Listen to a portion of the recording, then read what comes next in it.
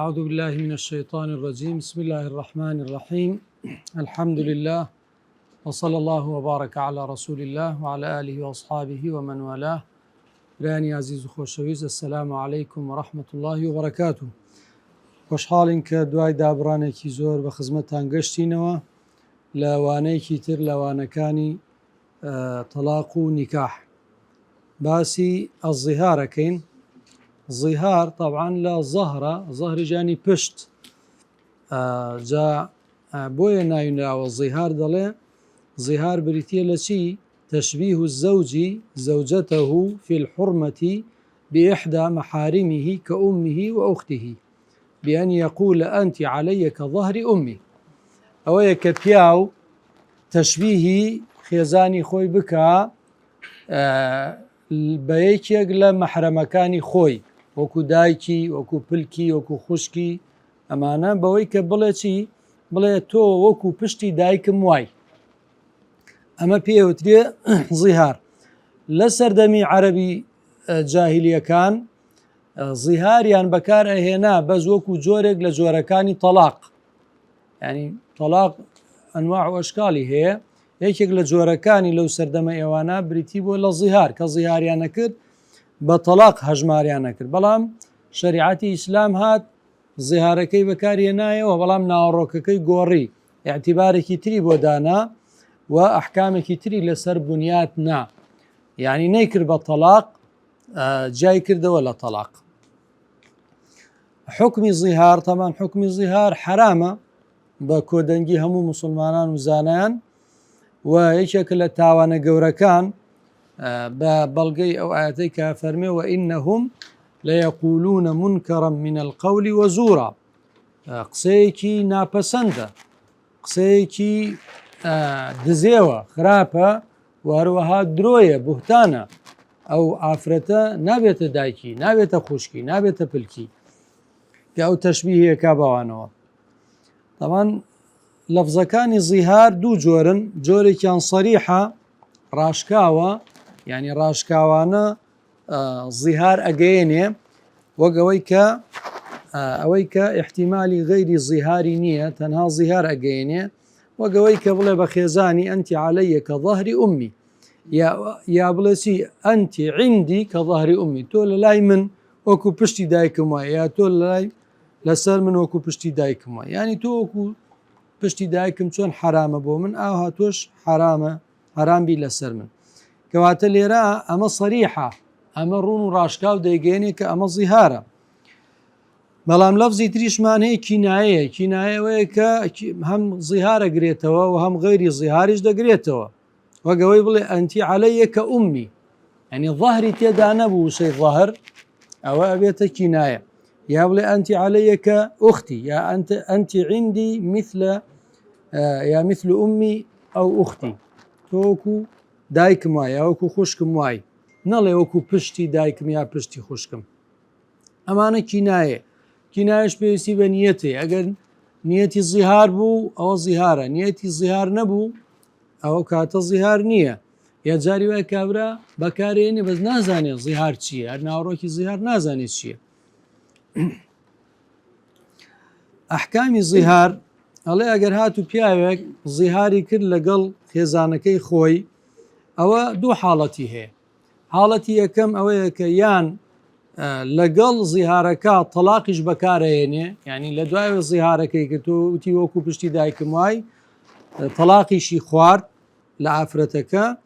ئەو کاتە حکمی زیهارەکە ئەچێتە ناو چوارچێوەی تەلاقەکەەوە، یعنی ئەعتیبار بۆ تەلاقەکە ئەکرێ، ئەعتیبار بۆ زیهارەکە ناکرێ، یعنی زیهارەکە لەغوە بێتەوە، تەلاقەکە دا ئەمەزرێ، تەلاقێک ئەکەوێ، بەڵام زیهارەکە قبول ناکرێ. ئەمما ئەگەر هات و بە شوێن زیهارەکە تەلاقی نەهێنا، ئەوەی تر ئەو کاتە هەر زیهاری بەکارهێناوە، کە زیهاری بەکاری ژێنە، زیهار وتمانیانی وەکو پشتی دایکم وای قەت ئاوهای لێ نایە، قەت ئەوە دروست نابێ. کە مادەم قەت ئەوە دروست نابێ، ئەمە بۆ خۆی هەڵوەشانەوەی ئەم تەشبیه هەیە. تەشبیهی ژنەکەی کردووە بە پشتی دایکی کە ئەو تەشبیهە قەت دروست نابێ، قەت وەکو ئەوی لێ نایە، کەواتە ئەمە ئەمینەی هەڵوەشاندووەتەوە ئەم تەشبیهە. ومخالفەی ناوڕۆکی ئەم تەشبیهەی کردووە کە مادەم وایە هەر وەکو خۆی دەرناچێ ئیدەن ئەو کاتە ئەگەر پیاوەکە بێ بگەڕێتەوە لای خێزانەکەی خۆی ئەوێ کەفارەت بدا واجبە لەسەری کەفارەتێک دەرکا کەفارەتەکەش بەم شێوازەیە طبعاً کەفارەتێکی تەرتیبیە مرتبە یعنی مخەیر نیەتە ئەبێ بەم شێوازە بەم تەرتیبە هینی کات کەفارەتەکە بدا یەکەم جار داوای لێکرێ کۆیلەیەکی ئیمانداری خاڵی لە عەیبێک کە ڕێگری بکە لە کەسابەت و کار و کەسابەت یعنی مەسەلەن وەکو چی کە زەمانت وەکو خۆی دۆ وەکو ئیفلیجی زەمانانی چی ینی ئیفلیج بێ ینی نەتوانێت جم و جوڵ و حرەکە بکە ئەو فەقدی عوضوی یا وەکو ئەندامێکی لە دەستدا بێ دەستی لە دەستدا بێ قاچی لە دەستدا بێت چاوی لە دەستدا بێ ئەمانە ئەو عیبانن کە ڕێگرن لەو عەبد و کۆیلێ بتوانێت کار و کەسابەت بکە کەواتە ئەبێ عەبدێکی سەلیم بێ ڕێک و پێک بێ بێ عیب و نوقسانی بێ ئەمە کاتی خۆی هەبووە ئێستا الحەمدولله نەماوە و ئیسلام نەمانی عەبدایەتی فەزڵەکەی ئەگەڕێتەوە بۆ ئیسلام دای نەهێنابوو بەڵام ئیسلام کەوت بەسەر واقعەکە عەبدایەتی هەبوو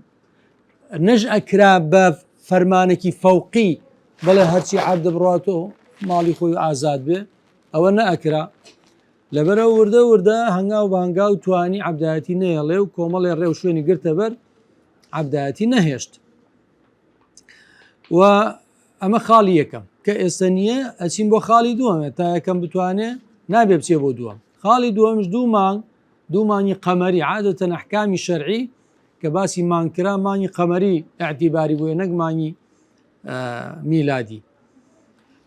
مانگی قەمەری و یەک لە دوای یەک بێ نابێ فەسڵ و ناوبڕ هەبێ یعنی ئەگەر بۆ نمونە 59 ڕۆژ ڕۆژووی گرت باشە ڕۆژێکی قرتان بە ئەنقەست تەمان ئەگەر نەخۆش کەوت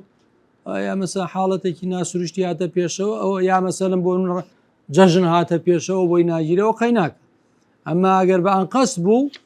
ڕۆژێکی قرتان ئەوە ئەبێ سەر لە نوێ دەست پێ بکاتەوە سیام و شارەینی قەمەریەینی متەتابعینی یەک لە دوای یەک ئەگەر ئەوەی نەتوانی یا خۆی نەیتوانی وتی وەڵام من هەر بۆ خۆم ناتوانم ڕمانی ڕەمەزان بەڕۆژوم جاوەرە دوومانکە بەڕۆژوم ئەوە ناتوانم یان دکتۆر وتی تۆ ناتوانی بەڕۆژوبی ئەوە ئەو کاتە ئەچێ بۆ ئەوەی سێهەم کە بریتە لە چی لە تێرکردنی 600,000 خواردن دروستکە بۆ 600,000 ژەمە خواردنێکی باشیان بداتێ لە ئەو خواردنەی کە خۆی دەیخوا بە زۆری خۆی چییە خوا ئەو خواردنیان بداتێ یا پارەکەیان بداتێ بەس ئەسڵ وایە خواردنەکەیان بداتێ چونکە فەرموویەتی ئیطعام هەتا بکرێ خواردنیان بداتێ نەیشکرا پارەکەش ئاساییە بەڵێ کەواتە لێرە ئەمە کەفارەتی زیهارە ئەمە طبعاً وەکو ئاەتەکە فەرمێ الذين يظاهرون من نسائهم ثم يعودون لما قالوا زیهارەکەم دووە پەشیمانە بن و ئەگەڕێنەوە لەو قسەی کە کردویانە ئەبێت چی بکەن هەروە بە ئاسانی نییە فتحرير رقبة من قبل أن يتماسا بەر لەوەی جوود ببنەوە بەر لەوەی سەرجەی بکەنەوە ئەبێ کەفارەتەکە بدات ذلكم توعظون به والله بما تعملون خبير فمن لم يجد كسي أوي دزنكوت فصيام شهرين متتابعين من قبل أن يتماسا فمن لم يستطع فإطعام 60 مسكينا ذلك لتؤمنوا بالله ورسوله وتلك حدود الله وللكافرين عذاب أليم أما أنا سنوري إخوان دبي بباريزرين وكسكي سنوري إخوانا باريزي أولا الدين درسي وراسي مصر بي لسر كبائر لدين درسي والكافر كانش عذابك قرشيان هاي أما بنسبة زهارة دينا سر بابتي كتير أجر بيوست بابتكاني طلاقه كبريتيل اللعان لعان لأصلا لغة مصدري شيء لاعنية لاعن يلاعن لعانا وملاعنة دو مصدريه لعان وملاعنة بابي مفاعلة لعن شيء الطرد والإبعاد دار كردنو دور خصنوا أما للروي زمانوانيوا هذه للروي شرعية دەڵێ كلمات معينة کۆمەڵە وشەیەکە کۆمەڵە دەربڕینیەکە دیاری کراو لە شەرعە لە قورئانە هاتووە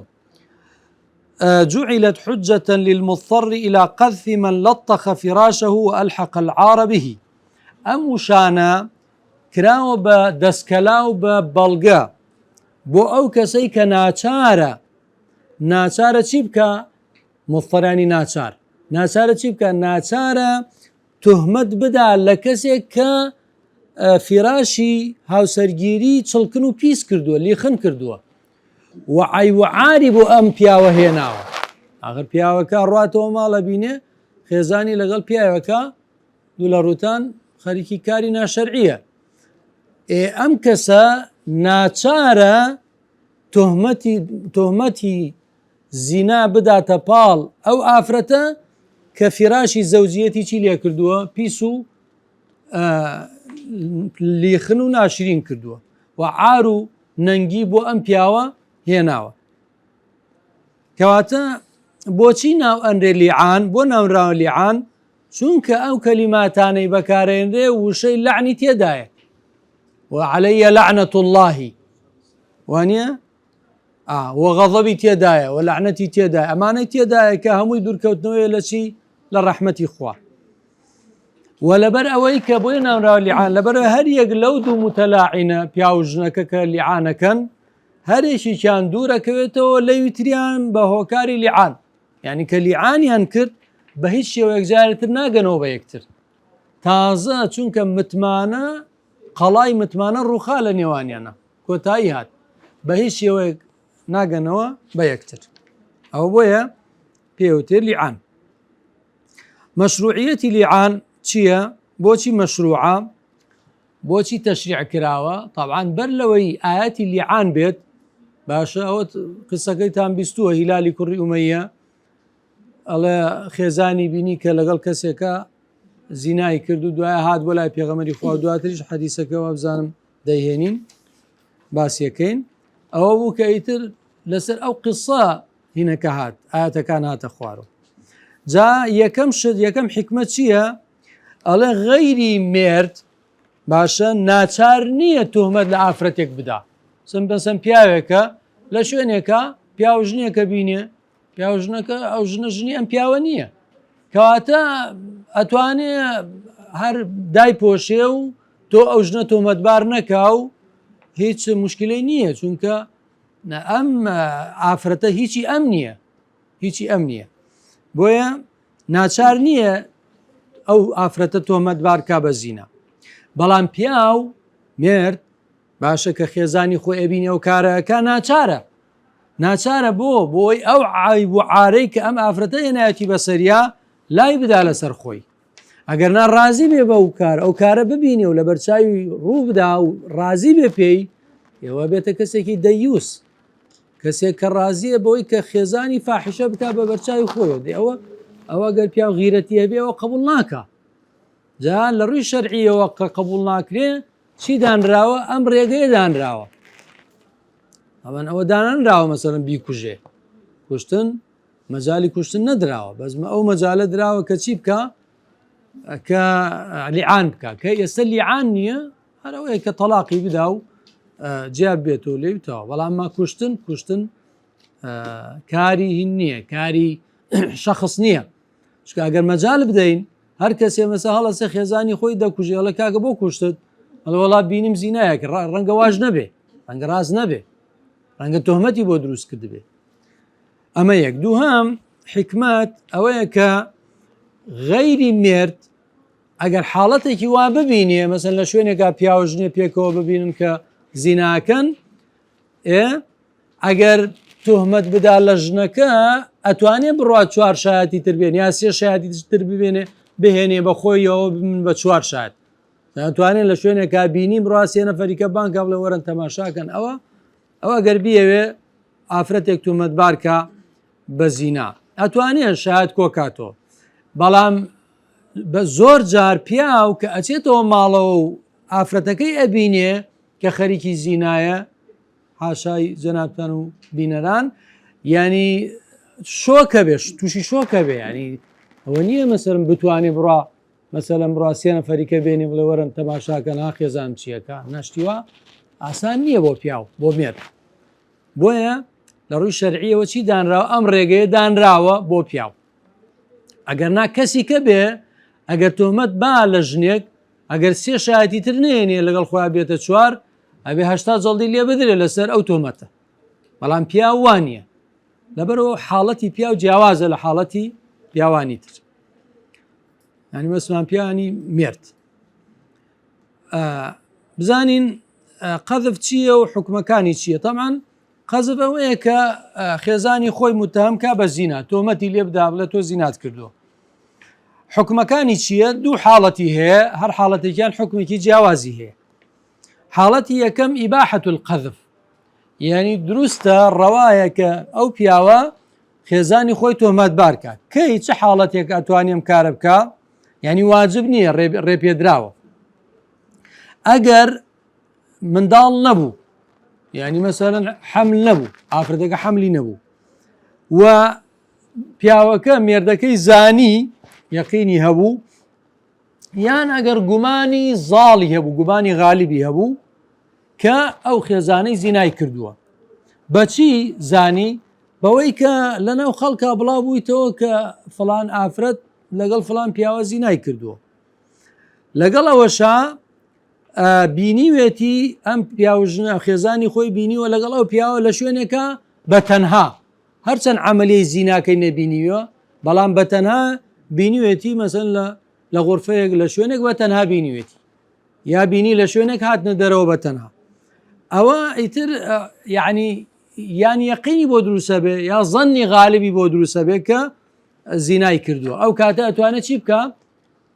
ڕەوایە تۆمەتباریکە بە زینا ئەمە حاڵەتێک حاڵەتی دووهەم واجبە نەک ڕەوایە ینی واجبە لەسەر یەگەرنەیکە تاوانبارە بێ کەی ئەگەر هاتوو منداڵ هەبوو ئەگەر هاتوو حەملی هەبوو یا منداڵەکەش حتا لە دایک بوو بەڵام پیاوەکە مێردەکەی زانی کە ئەم منداڵە هی ئەو نییە بەچی ئازانی بەوەی کە منداڵەکە بە کەمتر لە 6 مانگ بوو ینی مەسەلەن لە ئەوەنەی ئەوەنە ئەو ژنەی گواستەوە هێنای گواستیەوە کەمتر لە 6 مانگ منداڵی بوو باشە ئەوە دیارەکە هی ئەو نییە حەمل کەمتر لە 6 مانگ نییە ئەقلی حەمل چەنە 6 مانگ و لە قورئانە لە شوێنێکا فەرمی وحەمله وفیصاله 30 شهرا 30 مانگ وانە لە شوێنی ترا فەرمی وفیصاله في عامين عامين 24 مانگدان کە لە 30 مانگ چەنە مێنێتەوە 6 مانگ حەمله فیصاله لە شوێنێکا فیصاله بە تەنها في عامين 24 مانگ وتمان دەرکە لە 30 6 مانگە مێنێتەوە کەواتە ئەقلی حەمل 6 مانگ کەمتر لە 6 مانگ دیارە ئەوە منداڵی ئەو نییە کەواتە بێ لەو حاڵەتە ئەبێ واجبە لەسەر ئەو پیاوە خێزانی خۆی تۆمەتبار کە بەوەی کە زینای کردووە و ئەو حەملەشی ئەو نییە یان ئەڵێ ئەگەر هاتوو مناڵەکە زیاتر یعنی زیاتر لە 4 ساڵ مناڵەکەی بوو طبعا ئەوە مەذهبی شافعی واڵێ مەذهبی شافعی ڕەحمەتی خوای لێ بێڵێ ئەکرێ منداڵ تا 4 ساڵیش حەمل بەردەوام بێ کە ئەوە تۆزە غەریبە ڕاستی غەریبە ینی لە ڕووی علمی ئەمڕۆ سەسپێنراوە یعنی منداڵ یعنی لە 9 مانگ زیاتر هین نابێت ینی هەر 9 مانگ لەوە زیاتر نییە ئەگەر هەژ بێ ئەو پێوتی حەملی کاذب یعنی ئەو حەملە پێشتر وای زانی و ئافرەتەکە حەملە حەمل نییە حەمل نەبووە وای زانی وا هەستی کردووە لەبەرەوە ئەوە کە بە پێ خیبرە و علمی و تەجربەی خوان ئەو سەرتەمەوان و تۆ بەس ئێستا علمیەن ئەڵێ لە 9 مانگ زیاتر نییە ناگاتە 4 ساڵ بە هەر حاڵ ئەوان ئەڵێن ئەگەر لە 4 ساڵ زیاتر بوو ئەوەش بە هەمان شێوە دەرەکەوە کە هی ئەو نییە تا 4 ساڵ مەجال هەیە ئەگەر لەوە زیاتر بووی ئەو نییە ئەنجا بۆچی ئەڵێ ئەبێ واجبە لەسەری ئەم منداڵە و ئەم ئافرەتە تۆمەتبار کا بە زینا ئەم منداڵە بڵێ هی من نییە چونکەڵە ئیستیلحاقی منداڵێک کە هی ئەو نییە حرامە ئیستیلحاق ینی بیداتە باڵ خۆی بڵێ ئەوەی مناڵی منە هی ئەوش نییە ئەوە حرامە وەکو چۆن ئەگەر هی ئەو بێ بڵێ هی من نییە حرامە يعني إثبات بو كأما منالي أوا كجيب له هي منية هو حرامة هروها عقر إثبات بك هي أونية بلا هي منا أو جربها ماشي وحرام هذا لهم حالته واجبة جا عقر بياوك خيزاني خوي تهمات باركر بزينا أو كاتا چی لەسرە حەدی قەذفی لەسرە حەدی قەذف چەنە 80 جەڵد ئیلا مەگەر چی بکە ئیلا مەگەر پیاوەکە بەینە بێنێ بەخۆیەوە سێ شایدیکە بێنێ ئیسباتی کەن کە فعلەن ئەوە زینای کردووە ئەوە 4 شایدە بەینە 4 شایدە باشە ئەگەر ئەوەی نەتوانی ئەوە مەجالێک درایە مەجالێکی تر وەکو باسمان کرد کە لیعانەکەیە ئەم حکومە حکمێکی عامە بۆ کەسەی کە کەسێک تۆمەتبارەکە بە زینە و بۆیە پێغەمبەری خوش بە هیلالی کوڕی ئومەیەی دووتی چی کاتێک کە خێزانی خۆی تۆمەتبار کرد بە زینا فەرمووی ئەلبەیینەت ئەو حەد فی ظەهرک یا بێ 4 شایەت بێنی بە خۆتەوە یان ئەبێ چی بکەی یان ئەبێ 80 جەڵدت لێ بدەین لەسەر ئەو تۆمەتە هیلالی جووتی چی والذی بەعەثەکە بالحەق ئینی لەصادق سوێن بەو کەسەی کە تۆی بە حەق ناردووە من ڕازگۆم فلينزلن الله ما يبرئ ظهري من الحد يعني خوای گەورەش ئاەت دائەبەزێنێ لەسەر ڕازگۆیی من و ئەوەی کە بێبەریم و ئەم حەدەشم لەسەر لا ئەچێ ئەوە بوو کە حکمی لیعان لە سوورەی ئەننورا دابەزی و ئەمە بوو بە سەبەبی ئەوەی کە پیاوەکە حەدی قەزفی لەسەر لا بچێ کاتێک کە تۆمەتباری خێزانیەکە بە زینە بابزانین لیعان چۆنە ئەوەی کە مادەم شایەتی نەبوو عادەتەن پیاو ناتوانێت وتمان سێ شایەدی کە بێنێ زەحمەتە چکە بکە دەسەر ئەو مەوقیفە تووشی شۆکە بێ بەرچاوی ڕەشە بێ و تاریکە بێ و ئاگای لە خۆی نامێنێت لەو کاتا و کۆڵە بیری نامێنێ بڕاستیە نەفەریکە بێن لەوانەیە ئەگەر زۆر کەسێکی خۆڕاگر نەبێ ئەگەر چەکوشتی پێ بێ لەوانەیە هەردووکیان سارد کاتەوە وانە ملاعانە چۆن نەکرێ ملاعانە ئەوەیە کە پیا و ژنەکە هەردووکیان بێنە مزگەوتەوە پیاوەکە ڕابوەستێ لە شوێنێکی بەرزە لە مزگەوت تاوەکو بڕات سەر مینبەرێکا شوێنێکی بەرز سەکۆیەک اینجا لە بەردەم حاکما و بەرامبەر کۆمەڵێک دەستێک لە پیاماقۆڵان و ئیمانداران و پیاوی باش لەوێ حازرە بن 4 جار ئەم وشانە دووبارە کاتەوە بڵێ چی ئەشهەد بالله من شایەتیە دەم بەخوا خواکەم بە شاهێد ئینەنی لەمینە الصادقینە من ڕازگۆم لە ڕازگۆیانم فيما رميت به زوجتي فلانة من الزنا کە من تۆمەتباری خێزان مەکەم خێزانم فڵان کەس ناوی خێزانی هێنێ کە ئەڵەم زینای کردووە من درۆ ناکەم تۆمەتی بۆ نابەس هەڵبەستم بەڵکو ڕازگۆم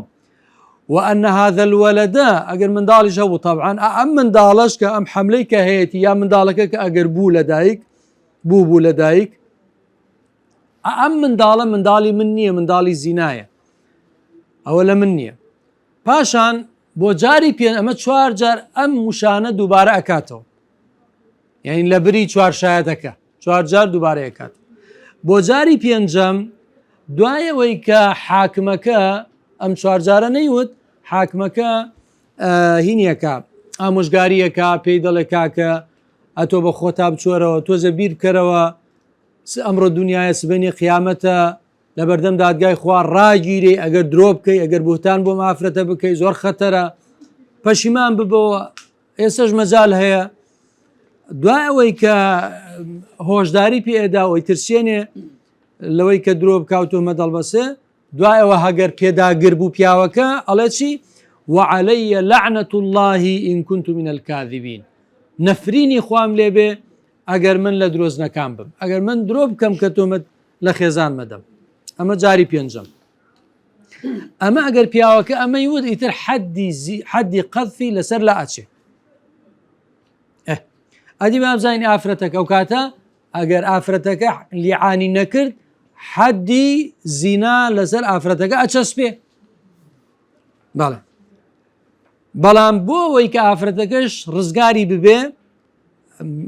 هین هەیە ڕێگە ئەوەیە کە ئەوش لیعان بکە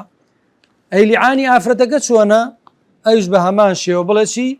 4 جار ئەشهەد بالله ئینە فولانا من الكاذبین خواکەم بە شاهێت شایەتیە دەم بەخوا سوێن ئەخۆم کە فڵان کەس لە درۆزنەکانە فيما رماني به من الزنا لەو تۆمەتەی کە ئیداتە پاڵی منەڵێت تۆ زینات کردووە 4 جارە ماڵێت پاشان بۆ جاری پێنجەم دوایەوە تەبعاً دادوەر ئامۆژگاریەکە و هۆشداری پێدا وماناڵێ ئەگەر ئەتۆ مثلەن هین نەکەی ینی ڕازگۆیانە قسە نەکەی و ئەم پیاوەت بەلاش بە درۆ بخەیتەوە ئەمانە تووشی عقوبەی سەختە بی خوا تووڕە ئەبێ لێت و سزاد ئەدا و ئەمانە ئەگەر بەردەوام بوو ئەو جاڵێ چی جاری پێنجەم وعلي غضب الله إن كان من الصادقين خشم و تووڕەیی خوا لەسەر من بێ ینی خوا تۆڵەم لێ بکاتەوە ئەگەر ئەم پیاوە ڕازگۆ بێ لەو قسەی کە دەیکە جا ئەگەر ئەمیش وای وت ئەم ئافرەتە لیعانی کرد ئەوش حەدی زینای لەسەر لا ئەچێ حەدی زینا کە قورئان باسێکا فەرمێ 100 جەڵدە کەواتە لێرە ئێستا خۆ ئەبێ یەکێکیان ڕاست نەکەن خۆ ناکری هەردووکیان ڕاست بن ئیلا بێ یەکیان ڕاست بکەن ئەوتریان درۆزن دەرچێت بەڵام ئیسلام تەماشای زاهیرەکەکە زاهیرەن هەردووکیان لیعانیان کرد کەواتە مادەم وایە و ئیسبات نەبوو کامیان ڕازگوێ باشە ئەو کاتە مادەم وایە ئەم هێلانەیە بێت تێک بچێ و ئەم هاوسەرگیریە تاو کۆتایی پێدێ بۆیە خوای گەورە فەرمێشی دەربارەی ئێوە ويدرأ عنها العذاب عذاب لآفرتك لا أشي بشي أن تشهد 4 شهادات بالله إنه لمن الكاذبين شو أرجع شهادتي بدا بوشي وازي باسمان كر والخامسة أن غضب الله عليها إن كان من الصادقين أجر آوايود آفرتك رزقاري بيلا سزاك دليل اللعان شيا دليل اللعان بو بنسبة بياوكا وبنسبة آفرتك بنسبة بياوكا والذين يرمون أزواجهم أواني تهمتي زنادنا بالخزانة كانيان هاوسر كانيان ولم يكن لهم شهداء إلا أنفسهم الشهادة يعني غير إخوان النبي فشهادة أحدهم 4 شهادات بالله إنه لمن الصادقين والخامسة أن لعنة الله عليه إن كان من الكاذبين بوشي وازك باس معك وأروها بلغيك مان هي للسنة كسهلي كري سعد أجريته ولا بيغمريك عفوا بياوك لأنصاري كان هاد ولا بيغمري خو عليه الصلاة والسلام فرمو يا رسول الله آية راتشونا درباري بياوك أجريته ماله وجني بياوك بيني لقل جنكيا خريكي كاري بدروشتي أيقتله أبيك جيت أم كيف يفعل يا تشيب كات فأنزل الله في شأنه ما ذكر في القرآن من أمر المتلاعنين أو خواي قورا أو آياتاني درباري لعان لسوري نورا دا بزان رنگا هين بيد رنگا هر أو بياوك الناوينينا وهر هلالي كري أمية بيكلا حديثة قيترا باس ماك جالي بيغمري خواه فرمي قد قضى الله فيك وفي امرأتك أو خواي قورا برياري دا درباري پرسیتۆ و خێزانت کە تۆمەتت لێدا بەو شێوازە جا سەهل ئەڵێ فتەلاعنا في المسجد وأنا شاهد هەردووکیان هاتن لیعانیان کرد و من لە مزگەوتا بوو ئامادە بووم کە لیعانەکەیان کرد ئەو ئەحکامانەی کە دروست ئەبێ لەسەر لیعان پیاوەکە لیعانی کرد چه حکمێک دروستە بێ ئەم حکمانە دروستە بێ یەکەم حەدی قەذف کە 80 جەڵدە لەسەر پیاوەکە لا ئەچێ ئەوە یەکەم دووهەم حەدی زینا لەسەر ژنەکە ئەچەسپێ حەدی زینا ئیلا مەگەر ئەویش لیعان بکە ئەگەر ئەویش لیعانی کرد ئەویش لە حەدەکە دەربازێ بێ خاڵی سێهەم حکمی سێهەم هاوسەرگیری لە نێوانیانە کۆتایی دێ ئیلە الئەبەد ناگەڕێنەوە لای یەکتر حتا وەکو تەلاقی سێبەسێ نییە مەزانگە مێردێ بکا و دوایە ئەتوانێ بگەڕێتەوە لای مێردی یەکەمی ناگەڕێنەوە لای یەکتر کۆتایی بە نیکاح دێ واروەها ئەو منداڵی کە هەیە دەبێ نەفی بکرێ یعنی نابێ بیداتە پاڵ خۆی و نەسەبی بۆ پیاوەکە سابت نابێ ئەگەر پیاوەکە نەفی مناڵەکەی کرد سابت نابێ ئەی سابتە بێ بۆ کێ بۆ دایکەکە ئەدرێتە پاڵ دایکەکە نادرێتە پاڵ پیاوەکە و هەروەها پێنجەمینیش بریتە لەوەی کە ئۆکو باسیشمان کرد حرامە ئەم ژن و پیاوە بۆ جارێکی کە بگەڕێنەوە لای یەکتر ئیلە الئەبەد چکە بۆ وەکووتمان متمانە لە نێوانێنە کۆتایی هاتوو نەما ئەساسی زەواجش بریتە لە مەوەدە و ڕەحمە و سوکنا و سیقە و متمانە و شتانە دەی ئەوانە هیچی نامێنێ ئیتر چۆن ژیانێکی ڕێک و پێک لە نێوانیانە دروستە بێتەوە یعنی مەسا ئەگەر شەڕێکی احتیادی بێ کێشەیەکی احتیادی بێ ڕەنگە عیلاج بکرێ بەس ئەم جۆرە کێشانە زەحمەتە بەتایبەت پەیوەندی بە چیوە هەیە پەیوەندی بە عەرز و ناموس و ئەو شتانەوە هەیە و هەروەها بوخاری و مسلیم ڕوایەتیان کرد لە ئیبن عومەرەوە خوای لێ رازی بێ کە پێغەمبەری خوا فەرمووی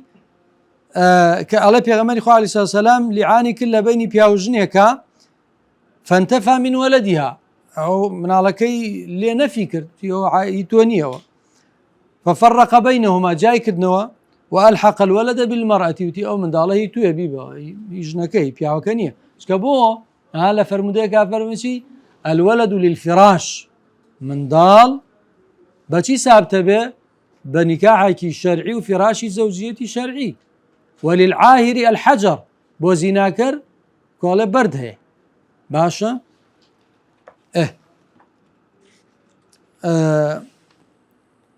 هەروەها حەدیثەی لە سەهلی کوڕی سەعد ڕوایەت کراوە مضت السنة بعد في المتلاعنين أن يفرق بينهما ثم لا يجتمعان أبدا سنة دوا هاتووە بەبەردەوامی کە ئەوانەی لیعانەکەن ژن و پیا و لیعانەکەن جیا بکرێنەوە و بە هیچ شێوەیەک نەگەنەوە بۆ یەکتر بینە سەر بابەتێکی کە عیددەیە عیددە کە لە ئەسڵا ئیسمی مەصدەرە لە چی عەدە یەعود عەدەن خۆی عەدەن مەصدەرە بەڵام عیددە ئیسمی مەصدەرە و عیددە مەأخوذە لە چی وەرگیراوە لە عەدەد بۆچی لە عەدەد وەرگیراوە چونکە عەدەدی تێدا عیددە بۆیە لە عەدەد وەرگیراوە چونکە عەدەدی تێدا ژمارەی تێدا جا ژمارەکانیان قورئە پاچێتیە یا سوڕی مانگانەیە خلافی لە بەنیزانیان یان مانگە ئەشهورە کەواتە مادام ژمارەیەک لە قورئی تێدایە ژمارەیەک لە مانگی تێدایە بۆیە ناونراوە عیددە عیددە لە ڕووی زاراوەیەوە بریتە لە ناوە بۆ ماوەیەکی دیاریکراو کە ئافرەت تێدا چاوەڕێەکە ئافرەت تێدا چاوەڕێەکە و هەنگاو نانێ بۆ دووبارە هاوسەرگیری کردنەوە ئەوە پێوتە عیددە جا ئەمە بۆچی ڕاوەسیە مافرەتە لەبەر چەند هۆکارێک یان تەعەبودەن لله هەر چاوەڕێیەکە لەبەرەوەی فەرمانی خوا جێبەجێیەکە جاری وا هیچ عیلەتێکی تر نییە غەیری چی نەبێ غەیری ئەوەیە خوا ئەمری کردووە ئەوش تەنفیزیەکە جاری وا هەیە لەبەر چییە هۆکارەکە لەگەڵ تەعەبودا لەبەرەوەی کە تەفەجوعن عەلا زەوج مێردی وەفاتی کردووە و تازێبارە و پرسە ئەجێڕێ و دڵی ناخۆشە و ناڕەحەتە و غەمگینە و ناکری ئەوە یەکسەر بڕۆ هەنگاوی تر بنێ بۆ هاوسەرگیری دوای مەسەرەن 2-3 ڕۆژ هەفتەی ئەمانە ناتوانێت یان بۆ دڵنیابوون لەوەی کە ئایا بزانین ڕەحمی ئەم ئافرەتە کۆرپەلەی تێدایە یانە بۆی کە نەسەب تێکەڵ نەبێ مەسە ئافرەتێکە باشە دوێنێ تەلاق دراوە ڕەنگە کۆرپەلەی هەبێ پێی نەزانێ بڕامێتکە دوو ڕۆژتر مێتکا بە یەکیشکە عینن ئەوش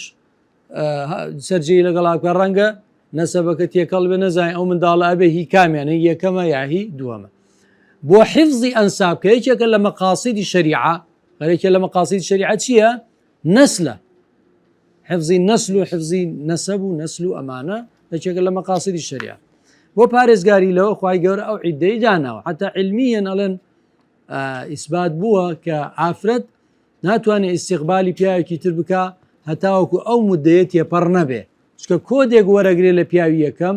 ئەو کۆدە هین نابێتەوە کۆڵێ ڕەژ نابێتەوە هەتاوەکو ئەو مودەتەی بەسەرە نەڕوات حکمت چییە لە مەشروعیەتی دانانی عیددە طبعا ئێمە عیددەمان دوو نوعە عیددەی وەفاتمان هەیە عیددەی تەلاقمان هەیە عیددەی وەفات دانراوە لە بۆ ئافرەت لەبەر ئەم شتانە یەکەم لەبەرەوەی کە پیاوەکەی مردووە وەفاتی کردووە وەفاءەن بۆ مافی ئەو پیاوە بۆ ئەو ماوەی کە پێکەوە بوون خوای گەورە ئەمەی فەرز کردووە لەسەر ئافرەت وەکو تەقدیرێک وەکو ڕێزێک وەکو وەفا و هەڵسوکەوتێکی جوان لە بەرامبەر ئەو پیاوەی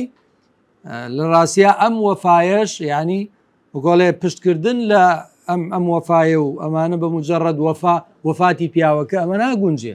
لەگەڵ وەفا ناگونجێ لەگەڵ معاملەی جوان ناگونجێ وەکو خوای گەورەژە فەرمی وەلا تەنسەو الفەضل بەینەکوم فەزل لەبیر مەکەن چاکە و باشەی نێوانی خۆتان لەبیر مەکەن إن الله بما تعملون بەصیر ئەمە یەکەم دووهەم بۆ قەرەبووکردنەوەی ئەو نەریتەی کە لە سەردەمی نەفامیە هەبوو کە لە سەردەمی نەفامیە چۆن بوو کاتێک پیاوێک دەمرد ژنەکەی دەبواە بچوە شوێنێک غورفەیەکی تاریک شوێنێکی تاریک 1 ساڵ لەو شوێنە بمایەوە و جلو ڕەشی لەبەر کردایە و جلوبەرگی ناشرین و پیس و چەپەڵی لەبەر کردایە خۆی نەشۆردایە جلکی نەشۆردایە و ئیتر نەچوایە دەرەوە و هیچ کەسی نەبینایە و قسەی لەگەڵ هیچ کەسیانە هەتا 1 ساڵ ئەو ساڵە تەواو بوو ئەنی بە کورتی سژنێکی نامحتەرەمانەیان ئەکرد ئەم ئافرەتە بەم شێوازە مامەڵیان لەگەڵا کرد جاری واژە بوو مەثەلەن هەروەکو میرات دەبرا و چۆن مەسەن میرات مەسەلەن وڵاغ و کەلوپەل و دوو لە ڕووی جەنابتان و بینەران ئەو شتانە دەبرێ بە میرات ئەویش بە هەمان شێوە دەبرا بە میرات خوا فەرمێ لا تەریت نیساء کەرها بە هەمان شێوە بەو شێوازە مامەڵیان لەگەڵا کرد جا بۆ قەرەبووکردنەوەی ئەو نەریتە جاهیلیە تاوان ئیسلام کە دێ نەریتێک ئەبینی کە خراپە ئەو نەریتە لابە شتێکی جوانترە هێنێ شتێکی جوان هێنێ لە شوێنی ئەو شتە قەبیح و ناشرینە ئەمما عیدەی وەفات بەڵێ بە فەسخ یا بە تەلاق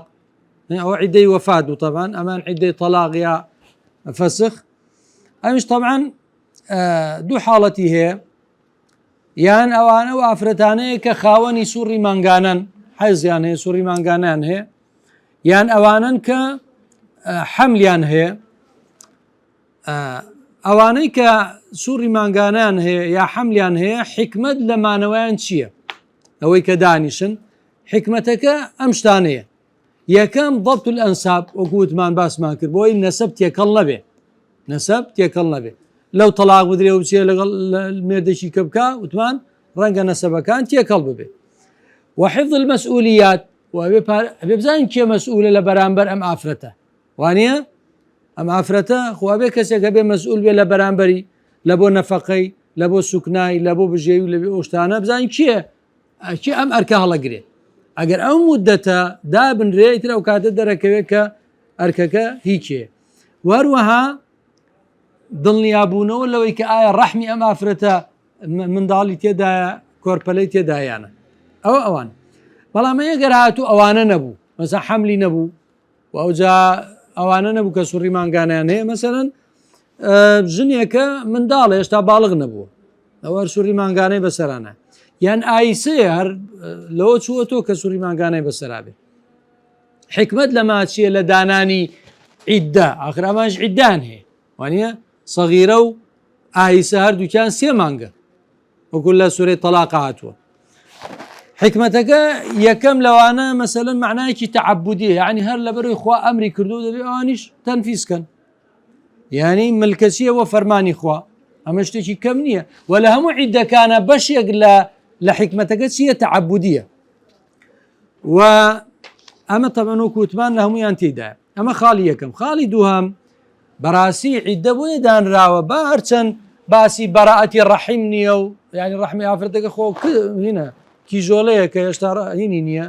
سوڕی مانگانەی نیە یا ئایسەیە لە منداڵ کەوتنەوە چووەتەوە ئەدی باشە کەواتە مادەم ئەمە مەسەلەی دڵنیابوون لە کۆرپەلە نییە ئەوە معناکەی چییە ینی بۆچی دانراوە وتمانێک لەوانە تەعەبودیە یەکێکتر لەوانە بۆ گەورەکردن و بە بایەخدانانی نیکاح و پرۆسەی هاوسەرگیریە یعنی بەڕاستی ئەمە یعنی وەکو قورئانیش باسیەکە هاوسەرگیری بۆندێکی زۆر گەورەیە میثاقا غەلیظایە وانە کەواتە دەبێت چی بکەین دەبێت ئابە و چاوە گەورەیەوە تەماشای بکەین ئەمڕۆ مەسەلەن ئافرەتێک تەلاقە درێ سبەینی بڕامێ دەیشکە بکە کەواتە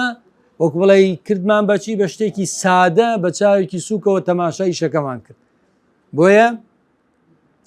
هەر ئافرەتەکە بۆ خۆی استیعدادی ئەوەشی نیە یەکسەر بڕامێر بکاتەوە جارێ شکستی خواردووە لە ئەزمونیەکە ئێستا نایە دووبارە بکرێت و ئەزمونێکی هەڵەوە بێ بە حکمەتەوە بە نەرمونیانیەوە لەگەڵ پرۆسەکە مامەڵە بکە بەڵێ هەرچەند یعنیڵێ دڵنیابین لەوەی کە ئەم ئافرەتە هیچ کۆرپەلەیەکی نییە لە منداڵی پێشوو بەڵام بۆ ئەوەی کە ڕێز لە پرۆسی هاوسەرگیری بگرین چونکە ئەم خێراییە لە هاوسەرگیریە بەڕاستی ئەمە گرنگی نیکاح ئەتوێنێتەوە و نایهێڵێ و هەیبەت و گەورەی لە بەرچاوی خەڵکی نامێنێ بۆیە بەڕاستی تقریبان وەکۆڵێ وەکو هینی لێ ینی تەشبیه نەبێ وەکو حاڵەتی یعنی سیفاح و ئەوانە ئینسانەکەوێتە بەرچاوی کە مەسەلەن ئەوڕۆ تەلاقی وەرگرت سبەینێ مێردەکە دیسات تەلاق وەرەگرت جارێتر مێردەکە سبەینێ ئەوە خراپە خاڵی سێهەم و بۆ ئەوی زیاتر ئێمە احتیاط وەرگرین لەوەی کە دڵنیابینەوە بزانین ئایا کۆرپەلە هەیەیانە بۆچی چونکە ئەڵێ احتیمالی هەیە ئێمە ڕاستاڵێن ئەمە کیژۆڵەیە کە سوڕی مانگانەی بەسەرانایە یا ئەمە ئافرەتێکە بە تەمەنە تازە مناڵی نابێ نەوەک شتی حاڵەتی شاز و نادیر و دەگمەن ڕووبا ئەم کچە منداڵی ببێ ئەم ئافرەتە کە بە تەمەنە و لەوە چووە تۆ منداڵی بێت لە پڕێکە منداڵی ببێ وانە حاڵاتی نادیر و شازیش هەیە لەبەرەوە بۆ زیاتر دڵنیابوونەوە ئەڵێن بە ئەو مدەتی سێ مانگە چاوەڕێکن لێرە ڕاوەستین و صلی الله وبارك على محمد